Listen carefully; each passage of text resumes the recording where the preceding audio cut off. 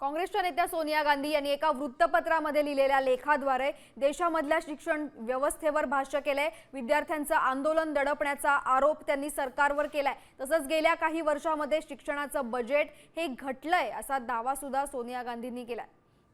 सोनिया गांधी यांनी या लेखामध्ये काय म्हणलंय आपण बघूया।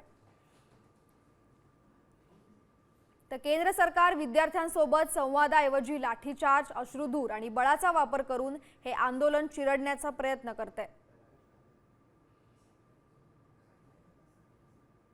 गेल्या 12 वर्षात केंद्र सरकारनं शालेय शिक्षणावरचं बजेट 50%, तर उच्च शिक्षणावरचं बजेट 33% कमी केलंय। या काळात सुमारे 1 लाख सरकारी शाळा बंद पडल्यात, तर 43,000 खासगी शाळा या नव्याने सुरू झाल्यात। गेल्या 12 वर्षात देशभरामध्ये तब्बल 152 वेळा पेपर फुटण्याच्या घटना घडल्यात। 2017 मध्ये स्थापन झाल्यापासून एकट्या NTA माध्यमातून 9 वेळा पेपर लीक झालेत असं या लेखात सोनिया गांधींनी म्हटलंय। तसंच गेल्या काही वर्षात पदवीधर तरुणांमधल्या बेरोजगारीचा दर हा सुमारे 40% पोहोचला असल्याचंही त्यांनी सांगितलं।